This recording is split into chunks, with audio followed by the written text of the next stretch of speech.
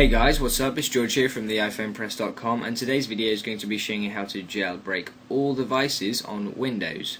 Now, as you can see, I'm running Windows Vista. I am actually recording this from my MacBook. I'm just running a remote connection from my Windows desktop at home. So I'm going to be doing this on an iPod, and the program we're going to be using is called BlackRa1n. Now, the first thing you're going to need to do is navigate over to BlackRa1n.com. A link will be in the description on the right, and yeah, it should look something like this. Now, this is GeoHot here. He also makes these sort of images. You may have heard Purple Rain was his last one, which was the 3GS jailbreak. But BlackRa1n is better and easier because it's going to be for all devices. Now, the only downside is that it's not for Mac. He hasn't even mentioned if there will be one for Mac.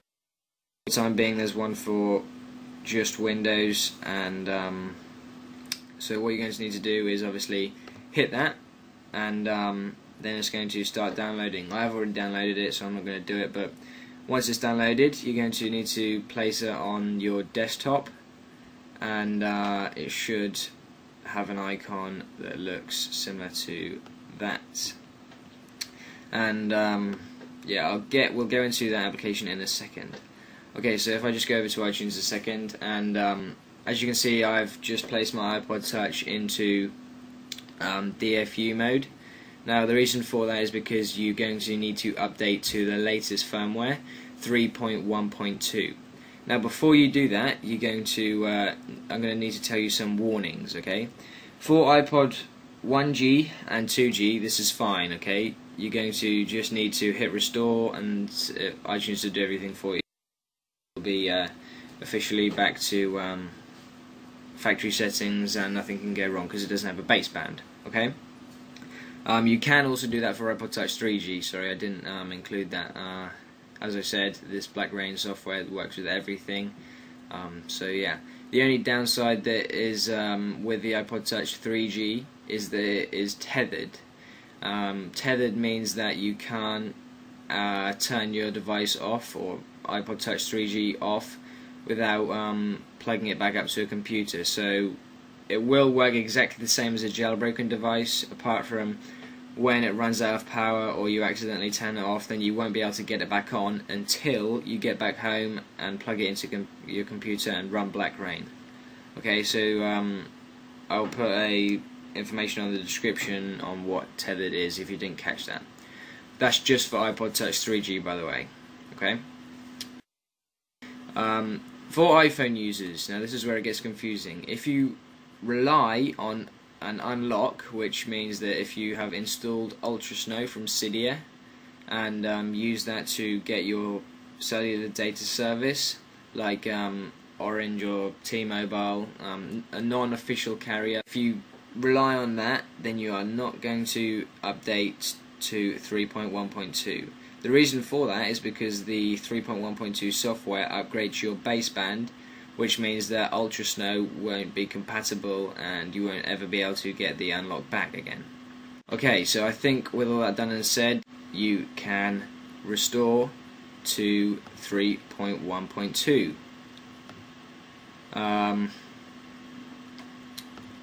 I will gonna have to pause this video because it's going to download it, and once it has completed downloading and my iPod is on factory settings to 3.1.2, then I'm going to come back to you. Okay, so once iTunes has finished restoring your iPod to, or your device, sorry, to 3.1.2, bearing in mind iPhone uses all the warnings that I explained at the beginning of the video, and yeah, once it's on 3.1.2, then you're just going to need to minimize iTunes and load BlackRa1n.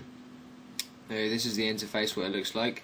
Very simple, and also similar to Purple Rain, if you ever saw that. So just a simple one click. It says entering recovery. Your iPod basically does that, goes into recovery mode with the connect to iTunes logo. Then an image of GeoHot comes on to your screen. Remember, the one that looks exactly the same as that. And if I just quickly hop back over here, and once the phone reboots, So I guess that's all we have to do. Just one click. Easiest jailbreak. Oh, here we go. The spinning wheel is now appearing.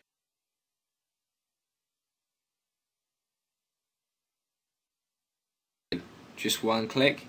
Easiest jailbreak. Oh, here we go. The spinning wheel is now appeared at the bottom of the image that is displayed on your device. Once you click that button, make it rain, and I guess it's going to reboot, and then it should be jailbroken. I'll just hang on for a second. So yeah, that was pretty much the easiest jailbreak you'll ever have to do. It's just one click, and then everything is done. My iPod is just now turned off and is now rebooting with the Apple logo.